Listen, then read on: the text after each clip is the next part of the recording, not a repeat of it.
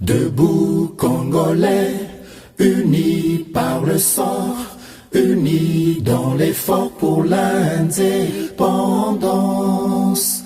Ensemble, défendons la patrie et gagnons cette guerre insensée du M23, appuyée par l'armée rwandaise. Batela Ekolo, Bendele Koyate.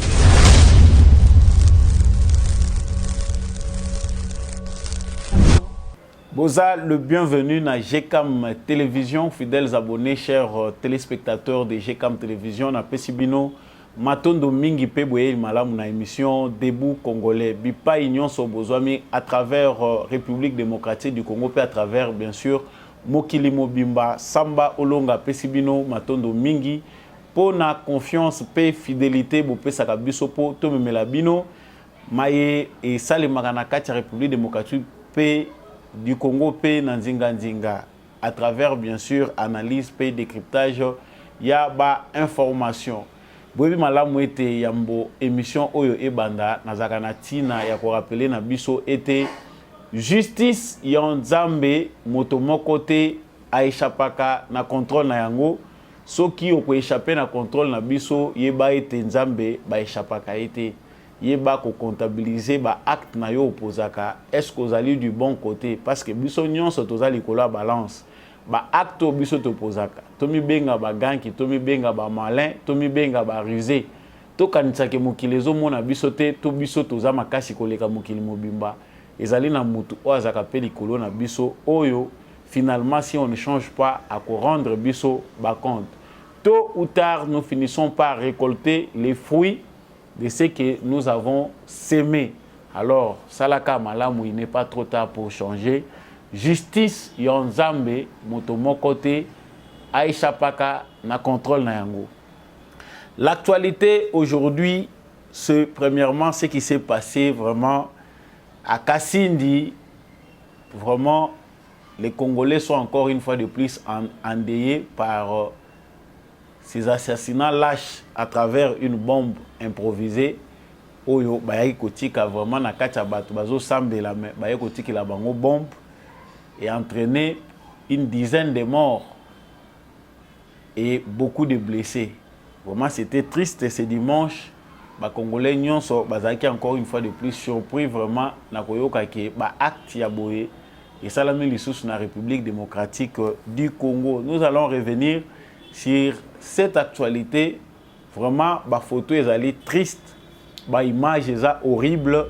Bato baza sensible bako komona yango te et surtout biso awa ba canon na biso ya transmission information et permetaka ba image ya lolenge wana te mais aussi bomoni yango comment ça s'est passé. Nous reviendrons sur cette actualité condamné par le président de la République, condamné par plusieurs personnes et puis bato nyonso bazali kosenga que justice soit faite. Yako kamwa Uganda pe alobi ke ba blessé wana nyonso bango bazali disposé à kozwa bango en charge na ba hôpitaux na bango ya Uganda. Est-ce que ezali nouvelle ya malamu, est-ce que singeli makambo esale mandenge wana? Nous allons revenir sur cette actualité. Et toujours na cadre ya ba mouvement rebelle, déplacement ya ba M23 ezali observé na ba zone bango bazali ko occuper. Vidéo moko ezali ko circuler sur la toile ezali ko lakisa ba M23 bazali kolongwa na certaines zones pour na kokende vers retour au centre. Est-ce que bato bazali komitu na baza kokende parce que bayoki pression na date butoir au batela ki bango ya le 15 janvier ou bien ezali encore une forme de théâtre au forme moko ya théâtre au bango bazoluka ko sala pour na continuer kolekisaka tango. Nous reviendrons aussi sur cette actualité des M23. Deuxième actualité, tu le là au même moment que Badram Ouezaïko Salema, vraiment na RTNC, tu bien été remaniement et salami na cabinet à président de la République, nettoyage et salami vraiment, tout puissant, proche collaborateur et président de la République. Bisso Moutoto Benga Bango, tout puissant. Et belé, Bazali écarté, Bamoussou Pe Bazali maintenu. Cabinet, il y a Tata Mokonzi Ekolo Félix Tshisekedi, Ezali réduit en nombre. Certains conseillers disparaître pena makamuna bango parce que yango ekozalate à l'occurrence conseiller chargé à makambo etali numérique ya keina makambo na union super remplaçant azalité bato bazali komituna qu'est-ce qui s'est passé à la présidente de la République douche froide pour na bato mususu bakantia ki baza intouchable qu'est-ce qui se passe réellement est-ce une bonne décision bato belé bazela ki que président de la République a mekana nous ko toucher l'entourage naie tout moni vraiment fimbu ezali babilongi ya bato ezali ko circuler ba mususu bayaki bazaki pe porteur d'espoir au côté à président de la République tozomona baza ko longola bango bako kende wapi bako suka ndenge nini est-ce que ba décision wana ezana ba retomber na oyo mokonzi ya mboka azali kosala tokomeka pe kosala analyse pe commentaire ya maye etali situation wana bongo pona kosukisa lelo ezali le 16 janvier 2023 22 ans jour pour jour oyo Mzee Laurent Désiré Kabila président de la République démocratique du Congo a été lâchement assassiné dans son bureau pendant qu'il était en fonction 22 ans après ba Congolais bazo kanisa Mzee na nini po tozomona chaque fois bato bazali ko se réclamer être des kabilistes être porteur de sa vision bazali chaque fois qu'on commémorer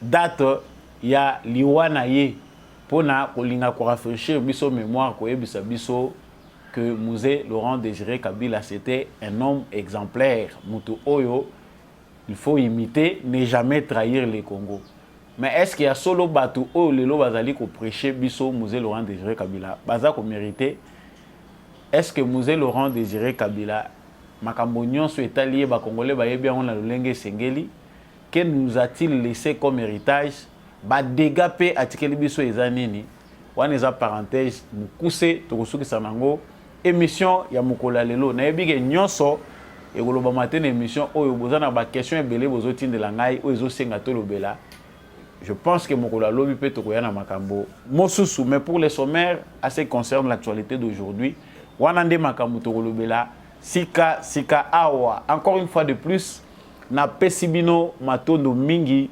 pona boponi na bino ya GCAM télévision soki eza mbala na yo ya liboso olandi GCAM télévision to sala ndenge nini po koma membre de Debout Congolais il faut s'abonner na chaîne oyo surtout partager nos informations nalobaka toujours en répétant que plateau yo ezaka plateau ya ba éclairé et puis ba vrai patriote soki ozo partager ba valeurs républicaines que ozali pe FARDC na motema vous êtes le bienvenu.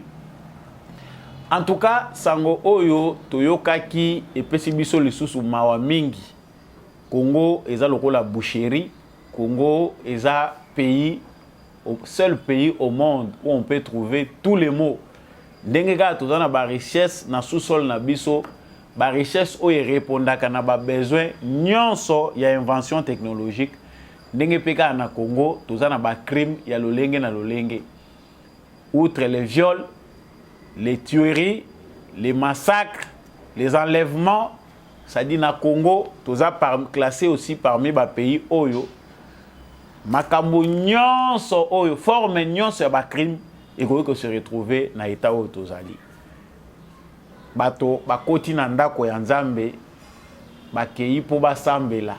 Mokolo ya eyenga ndenge tolobaka na lingala mokolo ya dimanche mais bombe moko placée par un inconnu et brusqué bango na kati na ndako wana ya Nzambe bombe exposée bato bakufi vraiment les photos sont horribles ils ont les soucis ya kolobela te toza kozongela ngo en mémoire vraiment ya bato batiki biso pe ko partager peine na ba famille na bango.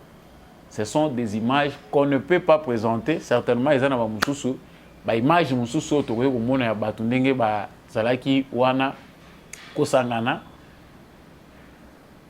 Ça fait très mal de voir un bébé inerte avec des jambes coupées. Moto baza koyeba ko sangisa te nzoto na ye.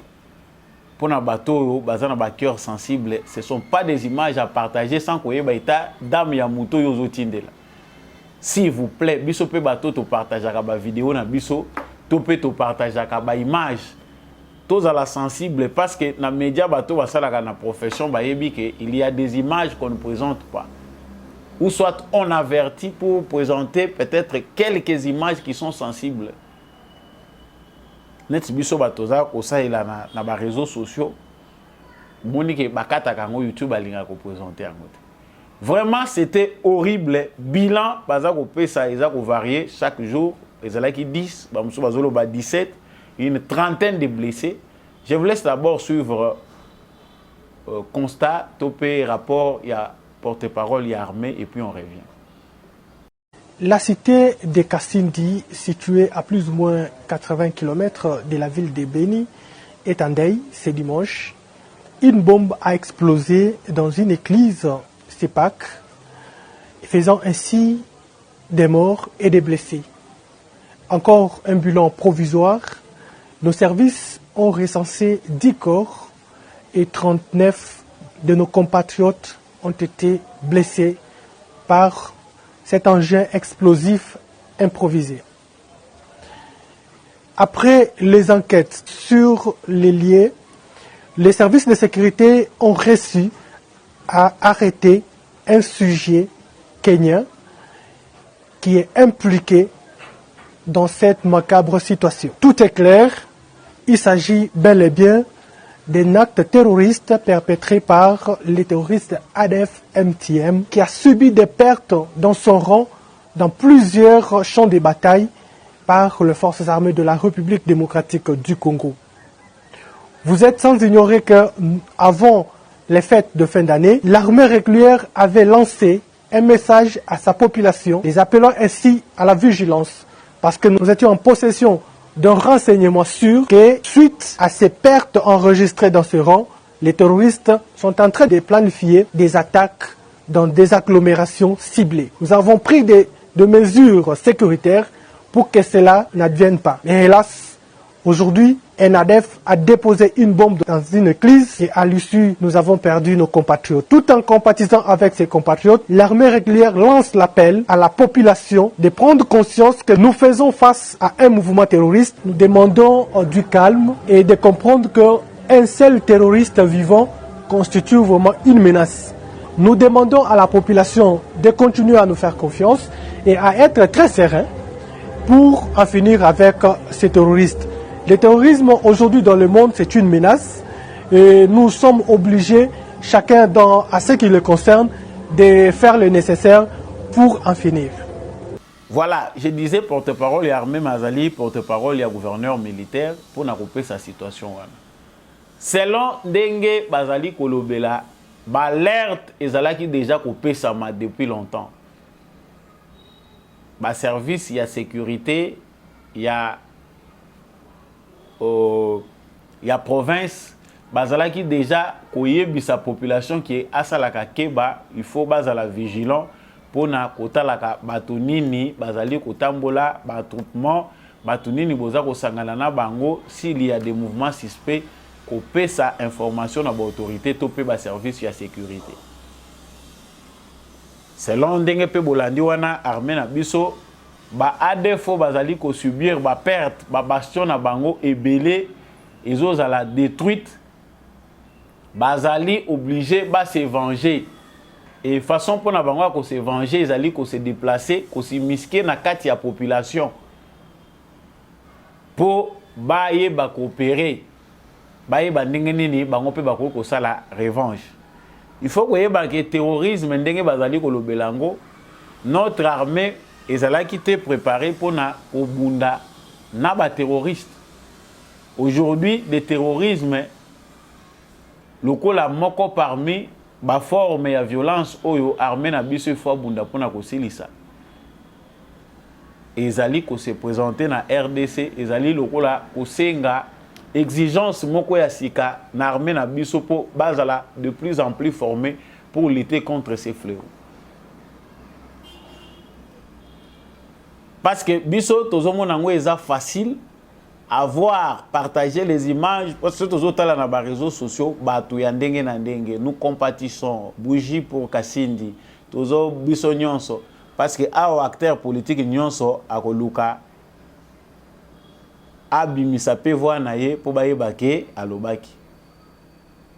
Mais qu'est-ce que nous faisons? Parce que ressortissants de Nord Kivu, Sud Kivu, province orientale ou bien l'Ituri, ba place au union sur ba insécurité qui se manifester au pays. Est-ce que ba responsable, ba autorité, baza vraiment impliqué dans la vie quotidienne de la population pour apprendre la population ce qu'il faut faire réellement pour éviter Makambabou? Souvent, quand ça se passe comme ça, il y a des gens où ils bazali ko luka coupables nan tout sanctionné. C'est triste. Ah, attentat, parce que comme il peut attentat à la bombe piégée na Kasindi, donc tout comme il peut s'habituer dans le langage wana na Congo, qui attentat à la voiture piégée, bombe piégée dans l'église, et ce n'est pas pour la première fois que ça s'est fait. Awa, ba partenaire na biso privilégié na ba américain, c'est qu'ils savent s'identifier, non? Toujours classés comme terroristes, les mouvements ADF, ou ba responsable to yebi malamu baza na kati ya États-Unis.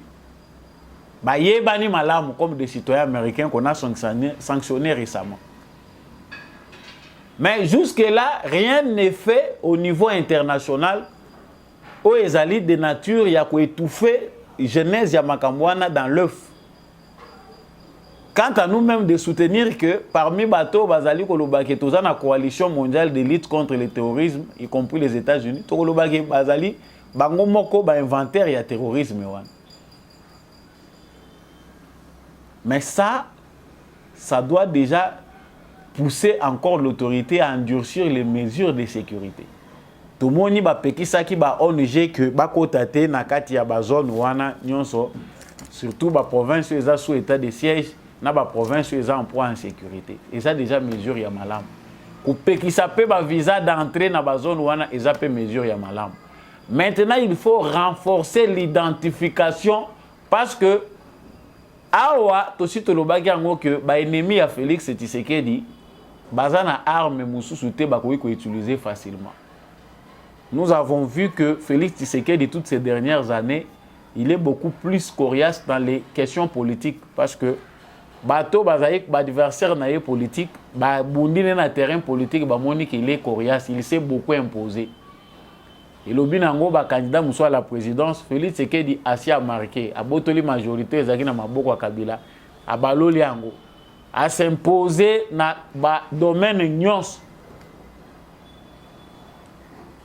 Bango moko basi ba yebi que politiquement Félix Tshisekedi n'a pas un adversaire valable. Les seuls adversaires au bango balingi ko imposer na Félix Tshisekedi awa c'est l'insécurité. To pelisa moto na mboka mobimba. Moi je pense que cette situation ne concerne pas seulement Kasindi, mais c'est une situation oyo congolais nyonso de manière générale sur toute l'étendue du territoire national doivent vivre dans la vigilance. Parce que les ennemis du Congo ont trouvé que armes oyo bango bakoki ko utiliser face à Félix Tshisekedi pour le faire fléchir, c'est soit les tuer, l'éliminer physiquement le Félix Tshisekedi, ou soit créer des foyers de tension, d'insécurité dans toutes les provinces. Biloko musuto lobaka eza négligé te na sala ka émission moko anaza ko loba ba province o bazali ko viser pour créer l'insécurité. Qu'il y a soit des milices en gestation, soit des rébellions en gestation. Nous devons savoir danger nini mboka na biso eza ko concourir.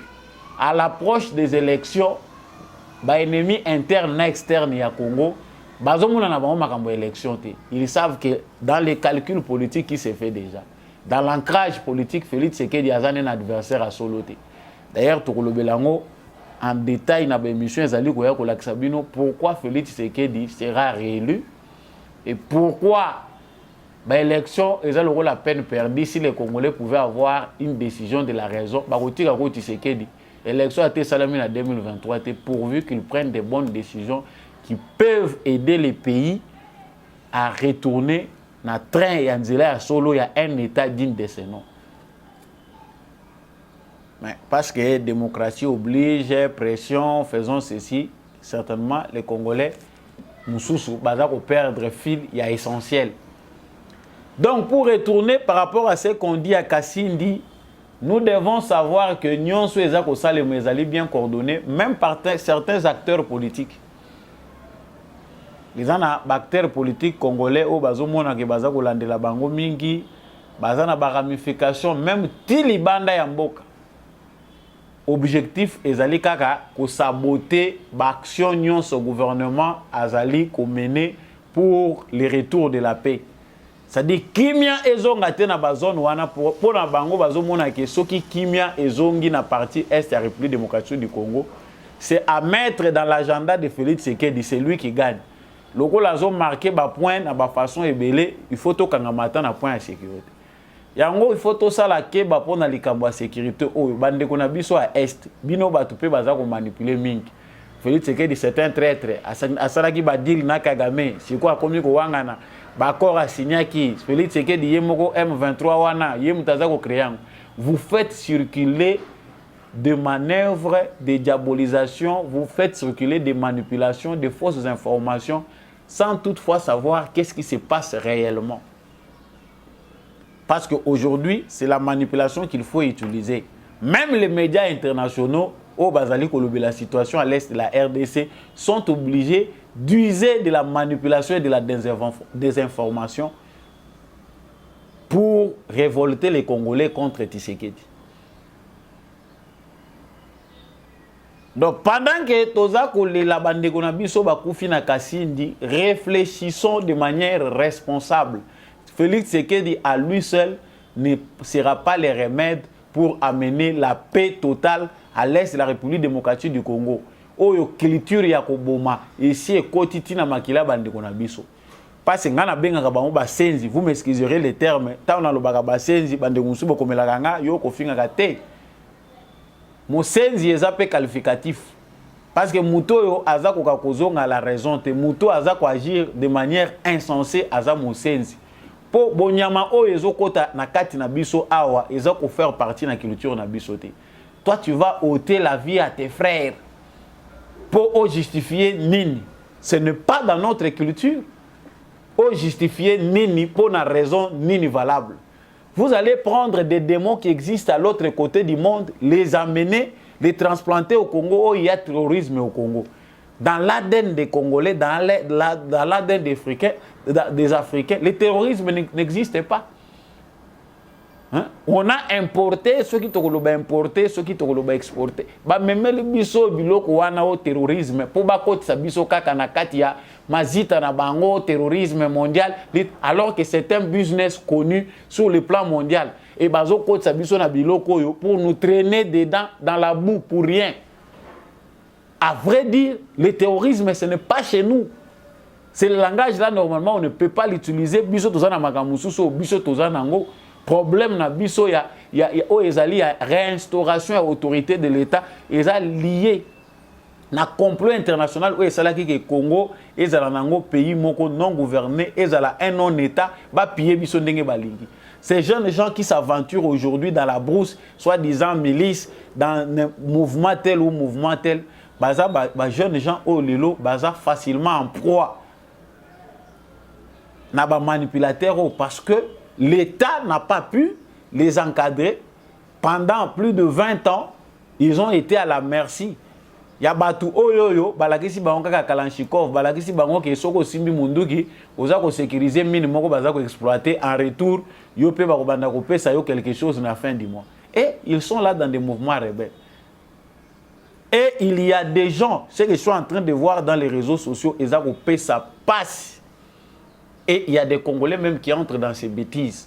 Non, pendant qu'à Kassindi, il y a des morts, Tshisekedi voyage pour aller en Suisse. Quelle bêtise! Et il y a des gens qui se disent intellectuels, même manipulation aux autres, la même baninga à l'autre côté du monde. Même ceux qui ont manipulé, ils ont trouvé formellement vraiment, quand même honnête, il y a qu'on manipuler. Je ne sais pas si le mot honnête peut convenir à la manipulation. Mais je trouve que Tshisekedi a voyagé. Félix Tshisekedi a voyagé avant le massacre de Kassindi. Ce qui une bombe a explosé dans Kassindi. Mais il y a des gens qui disent le président de la République privilégie les voyages pendant que les gens meurent à côté. Tout le monde informe au Congo, mais est-ce qu'on informe de la bonne manière? Tant qu'on a le bagaba, biloko nyonso boza kozwaka botika ko partager biloko n'importe comment. Non. Parce que c'est la culture aujourd'hui. Tout ce qu'on reçoit, on est obligé de les partager. Mais il ne faut pas partager des bêtises. Plus les jours passent, plus Tozo Komaka de plus en plus bête. Vous m'excuserez encore les termes, mais on est en train de nous abrutir. Surtout nous qui sommes dans un état en pleine refondation. Bato Baza na étiqueté, même Bato Baza censé que nous sommes journalistes éthiques dans l'ontologie, ils doivent dire de n'importe quoi pour accepter ça, Bato va faire moi quelque chose à la fin du monde. Donc pour clore ces chapitres qui concernent le massacre de Kassindi, vraiment nous partageons cette peine. Ils allaient pas si ceux qui Bato Baza continuer au coup faboyer. Parce que Panabiso, c'est comme des chiens. Là, le président français, il n'a rien à dire. Le président américain, ça passe inaperçu. Mais on vient prêcher à l'Afrique la solidarité. Non, il faut que l'Afrique clarifie sa position par rapport à l'Ukraine. Il faut que l'Afrique condamne la Russie. Et on impose cela, on amène cela dans des organisations africaines. Chef d'État, pourquoi? Parce que chacun voit ses intérêts. La plupart des chefs d'État africains, présidents occidentaux, donc ils ne répètent que ce que disent leurs chefs. Mais ce qui se passe au Congo, deux poids, deux mesures. Heureusement qu'il y a quand même une coalition mondiale de forces. Ça commence à revendiquer en France où on a tout le monde qui est ça ne va pas. Si aujourd'hui le Congo est le théâtre de désordre, la France aujourd'hui est en train de continuer à financer un régime criminel. Je préfère terminer par ces points. Dans nos vidéos, il y a un député Wana qui est un député français, mais qui est en train de dire des vérités. Ça va vérité. Et ça scandale. Lorsqu'un État de droit, un État démocratique qui se veut un modèle, continue à soutenir un dictateur à fond. Suivez la vidéo de ces députés. C'est une vidéo devenue virale et puis on revient. Bonsoir chers Congolais, là je suis avec Pierre Laurent, notre cher camarade, le sénateur de Paris et le vice-président du Sénat. J'interpelle Pierre Laurent par rapport à la situation qui se passe à l'est de la République démocratique du Congo et le soutien que montre la France aujourd'hui militairement au Rwanda. Donc je vais juste écouter Pierre Laurent, il va nous dire qu'est-ce qu'il en passe et qu'est-ce qu'il fait lui avec les autres camarades qui soutiennent la lutte de Congolais concernant la situation qui se passe à l'est de la République. Vas-y, à toi la parole, Pierre Laurent. Oui, évidemment, c'est une interpellation que j'entends tout à fait. Nous savons malheureusement que les massacres continuent et continuent de manière très violente. Nous connaissons parfaitement les responsables qui viennent du Rwanda et qui effectivement ont malheureusement été soutenus par la France à la suite de l'accord qu'Emmanuel Macron avait passé avec Kagame. Et cette situation, elle est scandaleuse parce que ces massacres durent depuis des années et des années. Il y a eu des millions de victimes en République démocratique des Congo. La situation, en particulier des violences commises contre les femmes, est connue. 6 millions de femmes violées et 12 millions de morts. Donc, voilà, elles ont été largement dénoncées. Elles sont portées au plan international par le docteur Mukwege. Donc personne ne peut dire qu'il n'est pas au courant de ce qui se passe là-bas. Et malheureusement, c'est le silence total. Donc nous essayons, en particulier au Sénat, de porter la voix des Congolais. J'ai eu plusieurs fois l'occasion d'interpeller le gouvernement sur la situation, de poser des questions écrites, de donner la parole au Parlement à des jeunes femmes congolaises qui dénonçaient cette situation et je crois qu'il va falloir continuer de nouveau puisque pour le moment, comme on le sait malheureusement, la situation reste absolument dramatique. Il y a autour de moi, il y a le film de Laurent Michel qui est sorti en France qui s'appelle L'Empire du silence et qui aide à dénoncer cette situation. Il y a un livre que la journaliste Françoise Germain-Robin publie pour dénoncer cette situation. Nous allons utiliser toutes ces voix-là pour porter la protestation la plus vive contre le soutien actuel de la France. La France a fait des déclarations il y a quelques semaines pour modérer un peu son soutien, mais en fait... Je pense que vous l'avez bien suivi, ça révolte. Tout ça obligé de vivre vie malade, tous à la nakimia, mais nous devons nous révolter pour arriver à cette vie-là. Moi ici, le conseil que je donne à mes frères africains qui sont en France, en Belgique, vous êtes aux États-Unis, ailleurs, beaucoup ne se contenter qu'à une belle vie dans Bamboka Baninga. Ça finit toujours par rattraper. Parce que moi, je raisonne, moyo na kolaka nango, na zaka na posa ta ya moyi ya pamba, moyi ya malamu ya mboka nanga. Moko ba solo ya mboka komi ko revenir. C'est possible de construire chez vous, vous rentrez chez vous, en vous révoltant, associez-vous à ceux qui se révoltent. On comprend ici que makelele na bino batu boza ko tira bango bato boza plus pembeni na bango. Quelque part ndenge bokenda ko tonda na bamboka na bango c'est pour une cause. Maintenant, il faut le faire. Makelele les kana bamboka na bango va comprendre que ça ne va pas, c'est à cause d'eux.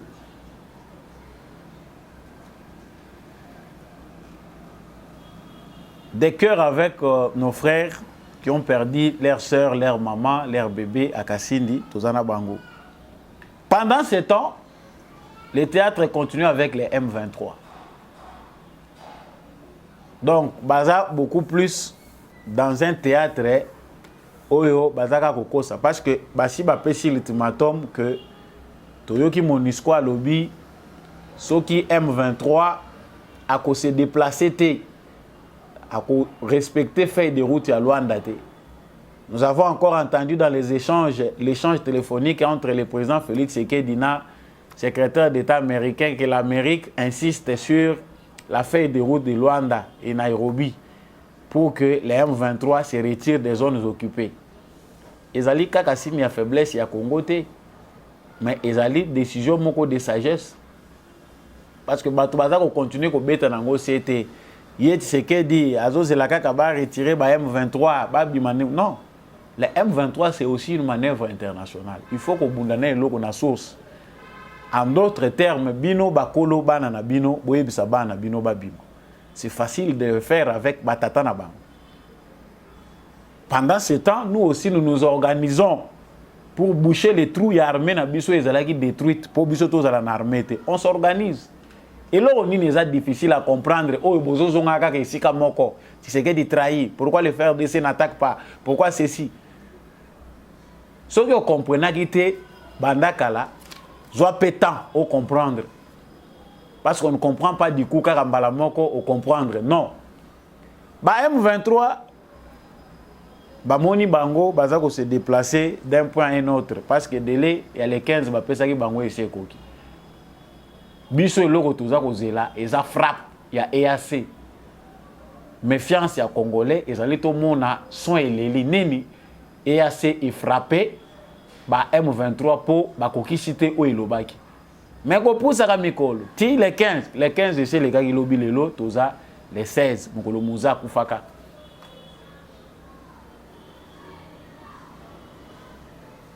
Suivez d'abord cette courte vidéo.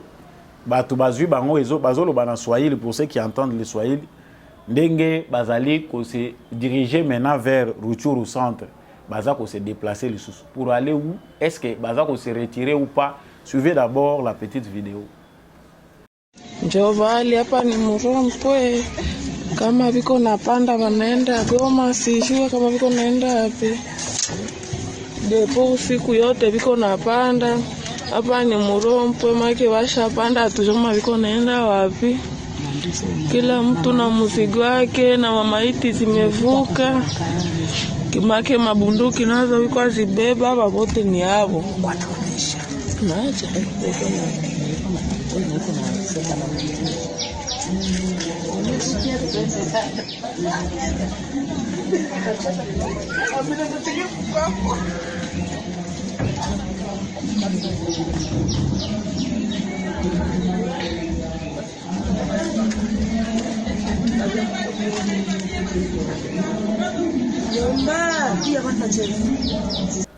Voilà. Et comme lokola théâtre, balobi M23 kende bazongi koto yo babaluki bake bazozwa mususu. Nous ce qu'on attend c'est que oyo balobi kuna Bertrand Bisimou akende kokutana na facilitateur Uhuru Kenyatta. Il n'y a pas de dialogue entre le gouvernement congolais et les M23. Babima, Bazonga. La manœuvre de Kagame est connue. Moutouarouyo Kalisou manœuvre wana azati. Le gouvernement congolais a déjà fermé les portes de discussion avec les M23. Ça n'aura pas lieu. Bazonga va se cantonner. Comme ça, total là, où sont les fils congolais? Bana Oya Biso et Singeli, Bazonga na Congo. Ya Kagame bakende na Rwanda. Oya Biso tokotuna bango sikoyo tango. Bakoye basoro na bango na ngambo yo. Et puis sort na bango est connu parce que tout se passe sous l'égide de la communauté internationale. Bongo ba massacre union so eza commis awa, tu ba pe ba responsable nango banani. Donc ba mouvement associatif, société civile, bazali ko ça la pression. Déjà ba kotsaki lettre na bango pour marcher contre la force régionale. Ce qui n'est pas faux, c'est bon, c'est vrai.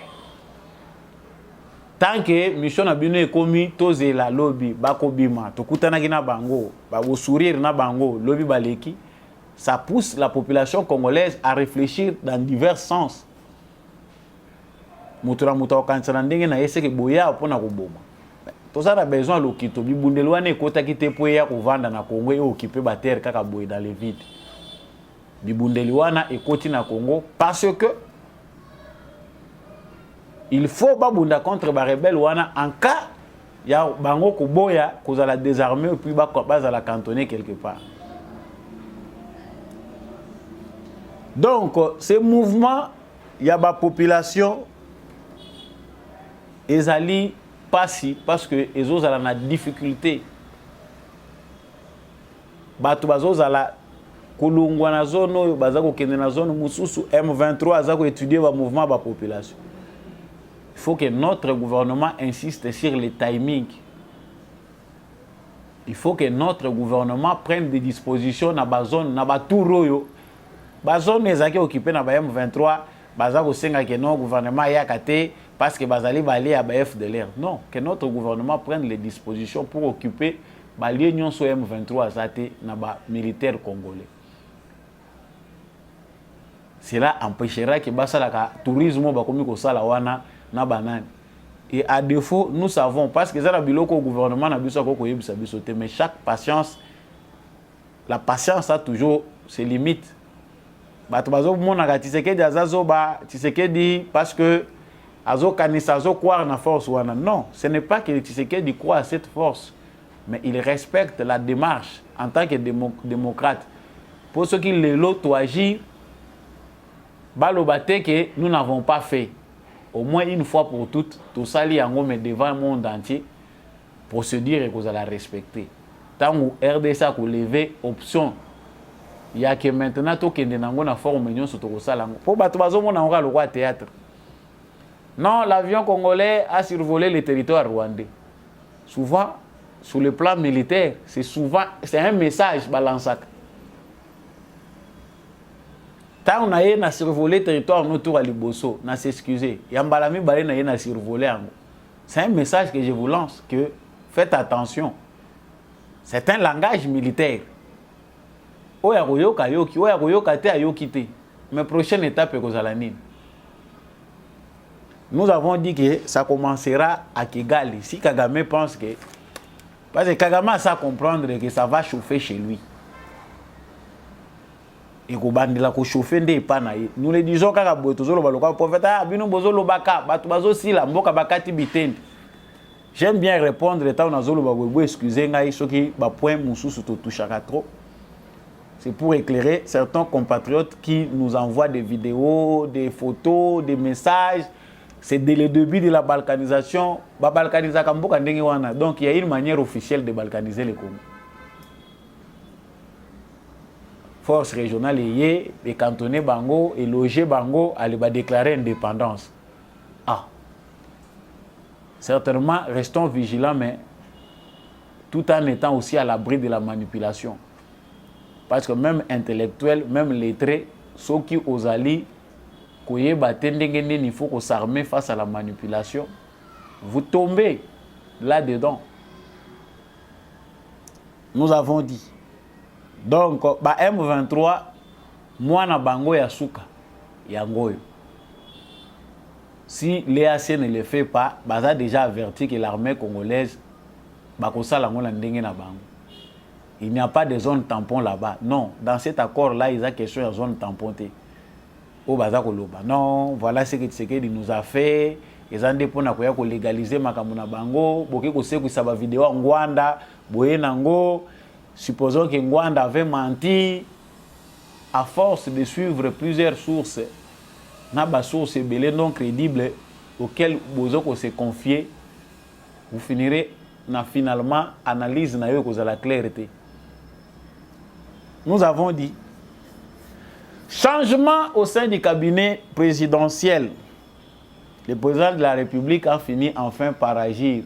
Bamusu baza ko sekawa baseki babilonge belé bozo moni zo défiler na écran wana ekei bana mai bazalaka te. La conclusion, je vais d'abord commencer par la conclusion avant de kotanga makambo ebela.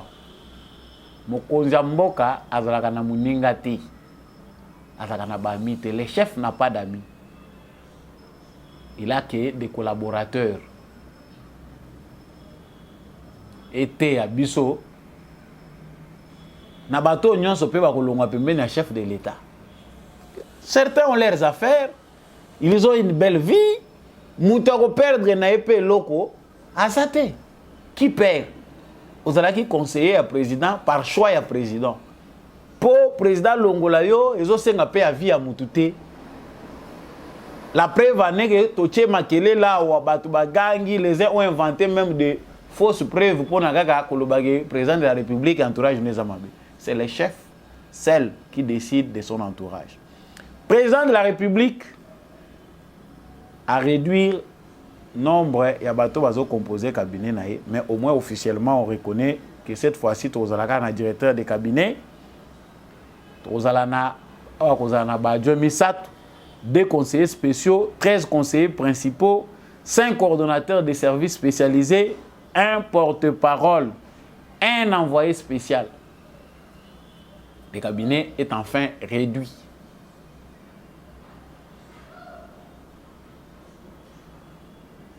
Maintenant, Batubagei. Non, il y a Penda, ceux qui ont zali, président de la République, moyens à la Izate. Ceux qui ont zaté, président de la République à Kokendete. Donc, on voit là Alexis Kayembe, conseiller spécial en matière d'infrastructure. Donc, qui nous dit au revoir. Tout le monde a le conseiller Bisselele qui est parti aussi. Tout le monde a un conseiller Belé, il y a président, le conseiller spécial du président en matière numérique, Dominique Migisha, qui lui aussi est parti. Tina Salama, félicitations à Madame Tina Salama, qui devient porte-parole du président de la République. Depuis Congo et Congo, Nantozoa, porte-parole, il y a président. Il y a moins cité. Mais cette fois-ci, c'est la porte-parole. Il est promu. Félicitations à vous. Mais, entre autres, tout le monde dit, Luc Gérard n'est plus ambassadeur itinérant du président de la République, Félix Tshisekedi. L'homme de 5 millions d'emplois. Luc Gérard Vous savez que dans 5 ans, vous avez un bâton, vous avez un magasin. Un peu comme notre frère là, jeune, qui avait dit que lui peut créer des millionnaires chaque semaine. Vous peut espoir, en tout cas, possibilité dans 10 ans, 5 millions d'emplois. Est-ce que l'emploi, il y a déjà eu même 1 million, bien 500 000? C'est facile de dire, mais il faut beaucoup de volonté pour le faire. Mboka lokola Congo, eza lokola ninyo ya miel, banzo yoko kipete soki oki koluka miel, oko s'armer. Mboko batu batika ngo facilement te. OK, na idée mususu tala ba idée belé professionnelle, voilà, c'est facile de le faire. Okomi kuna na pratique, corruption et kangio singa. Félicitations à Bateau Baye, sans vous citer trop de noms. Bateau Boye, si qu'un entourage du président de la République, certainement vous êtes des conseillers, choix du président de la République Yemoko. Mais vous devez savoir ce que sont les attentes du peuple congolais. Les Congolais, Balingi Tshisekedi Mingi, blague à part, Félix Tshisekedi est le président le plus populaire que le Congo n'a jamais connu. Aïe déjà connu avec un nom connu. Bamoussou Baye Oye Banakomi président. Mais Félix Tshisekedi aïe avec la popularité, la présidence. Et il est beaucoup aimé, beaucoup. Et ça, président au Batou Bazali n'a pas tant mingi bazako zile parne. Il faut certainement que conseiller à président, entourage à président de la République et à la paix majoritairement na batu oyo bazali ko partager l'aspiration profonde du peuple congolais. Bazako incarner oyo ba congolais bazanango bosenga vision wana ya président de la République bozanango parce que ce que vous a conseillé pour créer vision na yote. Nous ce que nous savons c'est que les conseillers bayaka ko accompagner président na vision na ye ba idée oyo bino ko présenter na président musala oyo bino ko sala na pembeni ya président ezali na kati ya vision ya président et non yo ya ko créer une vision dans une vision, ça n'existe pas. Ce qui fait que bandeko na biso ebele ba disparaître. Certains sont compétents. Bato bakeyi awa ezate que non, loin de nous d'abord to banda kokota na ba détail ebele. Les uns c'était des hommes d'affaires, les autres c'était vraiment des bons intellectuels parce que ils avaient tous ces bagages là. Mais faut voyez balelo président de la République aza ko nettoyer alongoli bato ebele boye pona nini. Certains se faisaient appeler tout puissant. Balobi c'est parmi les hommes coriaces. Ce que tangi ba journaux à Jeune Afrique revue à Jeune Afrique ou ka so razo détaillé hommes phares, les gens phares du système. Tshisekedi a surpris le monde pour montrer au monde entier tozo mona il a dit que tout puissant zate na pembeni na Tshisekedi. Tshisekedi n'est pas venu pour fabriquer des hommes forts. Non. Il est venu avec la vision principale, c'est de faire du Congo d'abord un état de droit. Dans un état de droit, tout puissance à la raté, tout le monde peut occuper une fonction et puis partir. Moutaza indispensable, ye soka zate mboke kokufa, ye soka zate le président ne fonctionne pas. Tozaye ko sekabino awa l'homme du président, oh Mutuboye. Si lui, c'est lui. Bino botika ko flata ka batu. Tu sais au Congo, il y a une catégorie de gens qui vivent du dialelo. Ceux qui dialelo zate ba vivakati. Mais botika ko flata ka bango, boza ko langwisa bango na dialelo. Dans les réseaux sociaux, il y a une catégorie de gens musa na bango ezaka ka dialelo. Oui.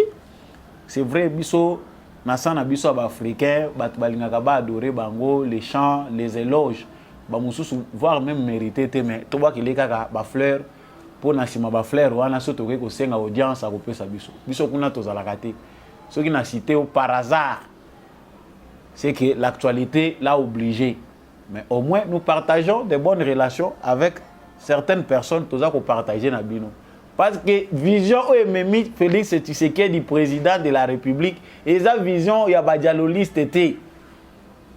Il y a des turiféraires, les chefs de l'État. Ceux qui ont adoré Mingi, propos, tout le temps, il faut citer le président de la République, mais la question que vous avez. Tshisekedi vient de surprendre encore le monde. Au revoir. Au revoir et au revoir et... Orolala na open zalate. Inutile de prendre tel ou tel pour cible. Oye muto saliba longolanga. Oh tel pour tel. Non. Et bato balinga ki ba bomisa président. Ba musupe bazako kende. Yo ozoya ko travailler na sima président. O aza cible ya ba ennemi ebele na Congo pe libanda ya Congo. Aux autres travailler na négligence. Ozu musala ekomi nango lokole loko moko ya parce que na yebié président yeba kinga inga yo moni soki na lobby président salaka. Non, nous sommes là, je travaille. Non. Il y a aussi monsieur le président de la République que tous les conseillers ne soient pas seulement issus de la classe des docteurs, des intègres. Soit peu parlementaire debout, monsieur le président. Il y a des gens qui maîtrisent aussi bien le Congo, qui ont des propositions à vous donner. Oh, koko élevé pe na ranwana ba conseiller. Pas seulement pour baza ba docteur, mais parce que bazali pe baza bato yo ba yebi misère wana. Ils peuvent vous dire des choses qui vont permettre que ou accomplir vision na yo na moi lombango. Que avoir seulement des gens oyo bazoya lisusu pour perpétuer république ya Gombe.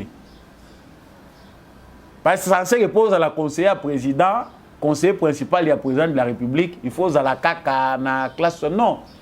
Trop ou tapé même bisope na go ou na se musika côté na uta kawana na se pas élevé conseiller président de la République. Ozinga epena en interview yoki pena no makamunanga. Parce que na Congo assurance c'est ça teka na ba parler bato bazoya ko vanter diplôme tala CV moulayi. Na bato yo balongwe pembeni ya président awa ba CV eza ya milayi ba CV eza penza ya milayi o pe bazoya kokota boza ba sente toyebi awa déjà ba famille comment ça la calcul tozui mutu pembeni ya président ba musu balobi ye ba bombi c'est que ye penda président azana président bombi yo te parce qu'aza trop sûr na yo. Faites attention bato baza ko comprendre na minute baza ko yeba qui est Félix Tshisekedi et quelle est sa vision. Les sages ont déjà compris. Mais les moins sages, bato bazako se baser dans le matériel. Bazo sala ba calcul mususu. Yé président bombier parce que yé penzande mutema ya président. Yé penzande mutema président. Ba mususu bazana Congo mais bazana bango ba collaborateur à Kagame. Il y a certaines choses tout tikeli kaka ba rumeur circuler nango mais c'est très grave. C'est très grave. Et ça va continuer. Yo ozo longwa quand même, yo ozo na chance, ozo mutuka, ozo na chance, ozo tcha carburant, tu as la chance, ozo lia bana na obazo tanga na ba condition ya bien, tu as plusieurs affaires à la fois. Mais tout na ba musu na cité. Moi nazo vivre na calcul mais bazo réussir ko joindre les deux bouts. Maman makala azo tangi sabana, azo lesa bango pe chaque jour na condition aller la bango wana. Mais Azo se retrouvé que moi ici, il a peine à sourire. Il y aura Mokolo Moko au Kari de Gelogi. Nous aurons compris par rapport à ces changements au sein du cabinet du président de la République. On sous-entend qu'un nouveau vent est Koya. Il y a Bato Oyo, loin des polémiques. Parce que tu as vu que Belé concernant l'approche du président et Belé est basé sur des bonnes informations. Diabolisation et zambingi parce que les kabylistes aujourd'hui qui sont pleins dans les médias, Moussala Nabango et Zaka ko présenter ba conseiller à Félix Tshisekedi sous un mauvais jour. Ne pensez pas que vous qui êtes nouvellement nommé ou bien qui êtes maintenu dans votre poste na binonde ba rodoloté bino, ils vont vous diaboliser. Faites votre travail en toute loyauté, na probité nyonso morale, en toute transparence, dans le respect de la vision du chef. Donc, chers frères congolais, n'attendons pas trop des conseillers du président de la République. C'est le président qui choisit ses conseillers. D'ailleurs, le bilan de Félix Tshisekedi n'est pas à déplorer. C'est un bilan largement positif. Toujours dans un contexte, il y a Kao Bisoto Yebiwana qui va conseiller Tshisekedi Bazamabe, mais Tshisekedi a réussi contre vents et marées à nous présenter un bilan largement positif. Ce qui le va présenter, malgré les corruptions chantées par-ci par-là, malgré tout ce que les gens disent, parce qu'il y a une catégorie de communicateurs, va détourner 100 millions de dollars. On a détourné 200 millions de dollars. Bino moko bo détourner nyonso ate lokote monani. So yo yebi na yote oza préparé te oyebi te mutu wana musala nini yazo sala. Qu'est-ce qu'il fait pour joindre les deux bouts à fin du mois? Combien? Vous vous laissez emporter par ces dires. À la présidence, on détourne des millions. La présidence de la République, ils ont des millions. Au yebi na yo fonctionnement de la présidence, c'était au yebi te combien de services ils ont la kuna, au yebi te bidé à la présidence, basa la kango ndenge nini, comment utilise les moyens. Ba millions oyo zolo va détourner qui finance ba procéder ka ndenge nini po mbongo ekoma na maboko ya bato. Au yebi te. Mais on nous parle de détournement de 100 millions de l'argent dans des paradis fiscaux. Certainement, chers frères congolais, nous avons beaucoup à apprendre. Batubaza ko polémiquer aujourd'hui sur la nomination à Sika, au moins il revient à la raison. Non. Au moins Tshisekedi aujourd'hui nous présente très bien structure à cabinet. Tout ça, ça la débat sur Ndengeni Moussala avec Kabila, est-ce qu'on l'a fait? Il faut pétoyer Bappé quoi apprécier quand toujours critiquer. Bah changement positif faut les s'opérer na misu na biso. Nous réclamons plus, mais nous devons aussi changer nos comportements.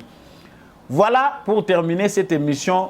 Nous avons dit 16 janvier 2001, 16 janvier 2022. Aujourd'hui, c'est un jour férié. Ainsi mourait Musée Laurent Désiré Kabila, l'homme qui a été accueilli à Kinshasa comme un libérateur pour Nanine Tolembaki Mobutu.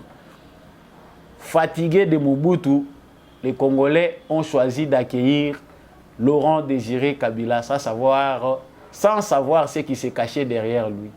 5-6 mois après qu'il ait accédé au pouvoir, les Congolais ont Kabila yaki nango na sima.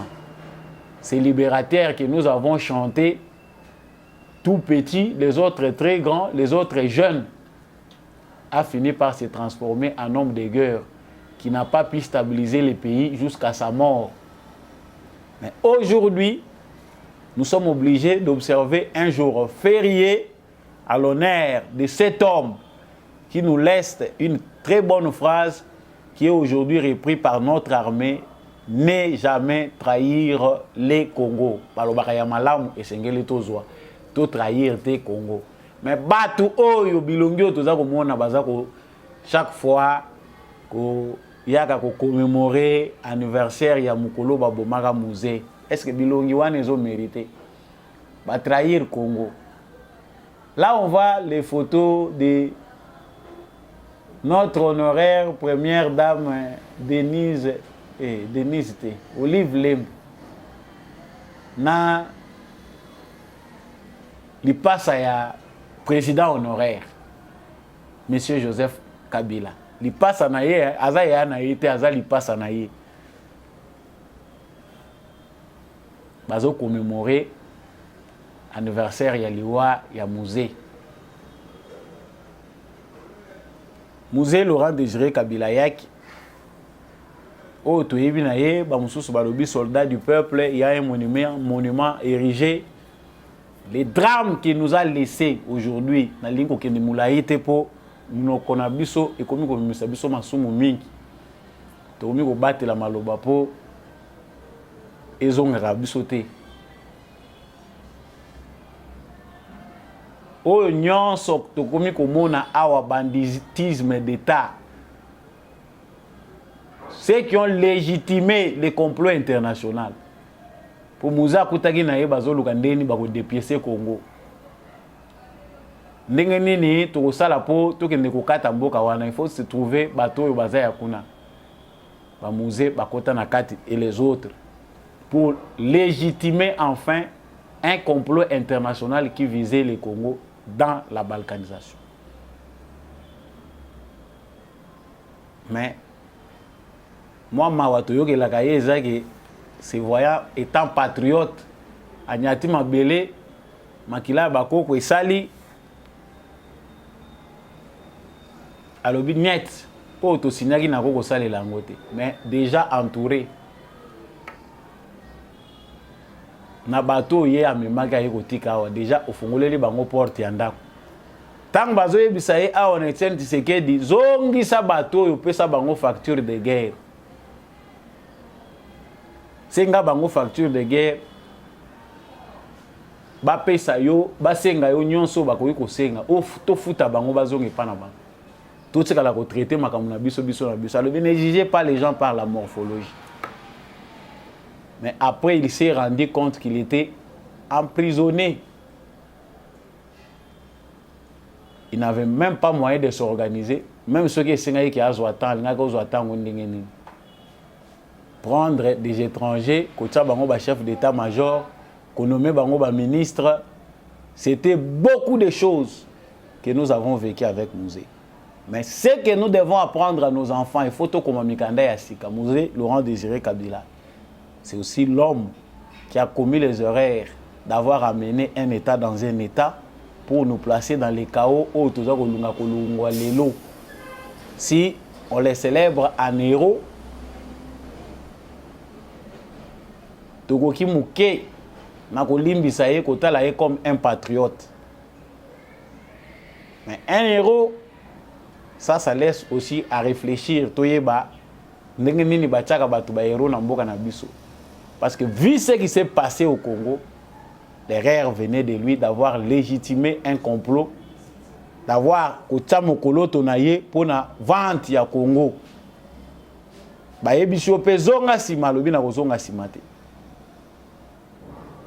Jusqu'à ce qu'il conduire Wapi, na liwa, il est enfin lâchement assassiné Wapi, na bureau na Yemoko.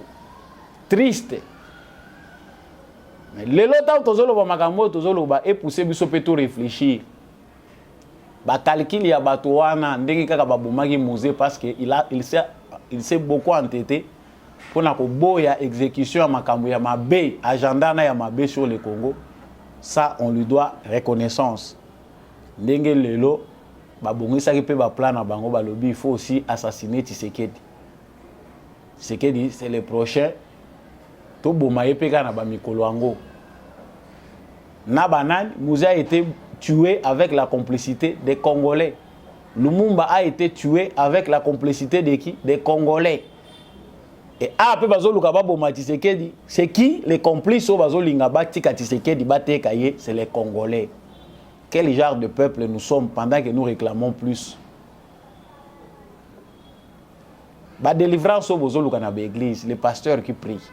Mais voilà les types de démons qu'il faut chasser parmi les Congolais. Les démons de la trahison, les démons de l'ignorance. Prêcher le patriotisme, bino ba pasteur, ba église des Zako Salati, na jour férié. Ceux qui na ba église, ba vérité au pays Zako te ya makolaki sabato, qu'il faut ko linga mboka, il faut pas ko trahir ekolo na yo. Tant qu'on trahir mboka na yo, ils a péché. Ceux qui posent ko linga mboka na yo te, ils a péché. Un mauvais patriote ne peut pas aller au ciel. Mais quand vous êtes un mauvais patriote, vous n'aimez pas votre pays. Vous ne priez pas pour votre pays, pour la paix dans votre pays. Même les pays qui vous ont accueilli, pour ceux qui lisent la Bible, même pour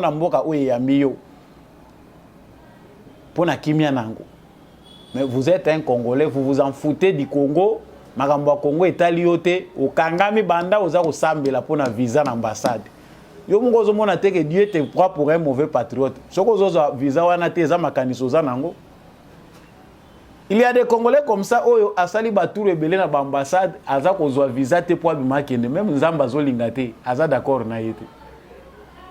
Peut-être parce qu'on n'interdit pas les gens d'aller là où ils peuvent gagner leur vie parce que destin a montré individuel. Vous pouvez aux États-Unis, en France, mais peut-être pour certains, ils vont s'aventurer ailleurs que leur vie est en Congo. Mais vous y priez dans l'ignorance. Aujourd'hui, ce qui est na place bazo zo visa. Mulongo banda botele maki ata bante. Nabi makaka. Requête de prière, j'ai des larmes aux yeux. Requête ya prière. Ou sangisa mon église et belé soko sangisi ba requête ya ba prière. Des jeunes ba mususu pe aussi au coli. Requête ya prière nini viser zo bimate. Ba pimelinga visa, ça fait 3 fois nazo zo visa te. requête ya prière na luka passeport Zamba sungangana kende poto Zamba pamulanga te na mboko eza riche mais Zamba sungangana kende poto so ke poto une opportunité c'est bon. Nos frères qui sont partis dans de mauvaises conditions même si les autres ont gagné la vie mais bazota la lombo ka bazoyo ka mawa pas si wane kolanda yo. Priez pour les pays. J'ai pris ces minutes ezaka pona ko yebisa biso ba congolais ke ko sambeleza bien mais il faut prier en âme, avec âme et conscience. Vous priez l'esprit, priez pleine intelligence. Soyez patriotes même dans vos prières. Au lieu qui ça un mois, vous gênez, vous priez car pour avoir problème personnel. Il y a ma bala, il y a ma voyage. Et ce qui me dit bon, il y a problème de manière, il y a aussi un bel coup mais aux yeux en haut. Bateau baza place au lipezo zoama au félé. Même un clochard a la facilité d'être en bonne santé. Vous priez pour les paix. Changeons nos manières, notre façon de prier. J'ai choisi ce sujet pour Namakamwatali et Tali Musée. Bateau bazo continuer à la société musée le 17 mai. Certainement, ce sont les gens qui ne méritent même pas. Bakombo na bango yo kanaka. Mais baza na esengo wana ya ko prêcher biso musée. Quand on sait que la famille de musée est dépaysée. Ba vrai fils de musée baza connu te. Moi na musée a comme président de la République, bana ya musée nyonso ba panzani, ba musu bazo kufa de manière on ne peut plus clair. Les lots ba voix ko s'élever partout, bana ya musée baza ko yebana te. Conseil gratuit avant de terminer cette émission à to boti bana 40 eza pécheté bana na yo boti répertorier bango luka notaire koma bana na yo ba yeba bango pona ko éviter biso makambo to connaître aw ce balobi Kabila avait étranger yo zana ba preuve lelo regardez la famille des musées. Vous avez 10, 20 enfants, 30 enfants, c'est vous, c'est votre destin. Mettez de l'ordre parce que on ne sait jamais. Voilà, na komi na suka émission Oyo et c'est mon anga mingi ezaki bozaka ebele kolandanga à partir à France, bozo landanga na Dubaï, bolandinga na Afrique du Sud, boza kolandanga Congo mobimba l'est du Congo bozo landanga, bolingaka émission Oyo très très patriotique pour na kotombo la bendele école au Congo. Soyez fiers d'être congolais, les bons jours sont à venir, on reste optimiste. C'est dans l'amour de notre pays que nous pouvons changer les choses. Tant on continue qu'on inamboka et puis aux la makambele pas Tshisekedi. Je ne pense pas que les alindenge wana ndeyo okoyi kozela ebele et pas à Congo. Restons mobilisés. Merci mingi na ndekombi à chako azaki na sima ya caméra au poete émission oyo komela bino. Matondo mingi na porte Gérard Kabea pour na opportunité tozwaka présenter émission on a comme télévision. Matondo mingi na Papa Jean-Louis Timbalanga, l'homme de la vérité des urnes. Merci Mingi na Maman Lisette Mbendou. Merci na Maman Bilonda. Merci beaucoup aussi à Papa Boniface Mpunga, Monsieur le maire. Merci na Bandeko Nyonso Oyo Bozo Porté, Samba Olonga na Motema à travers émission Oyo Debout Congolais. Moi aussi, je vous aime beaucoup. Continuez à partager cette émission et à la soutenir. Gaïna Bino, tout le monde a une émission prochaine. Je suis toujours à la recherche des informations pour nos sujets Oyo. Vous allez recommander. Nous reviendrons vraiment avec beaucoup de précision. Au revoir.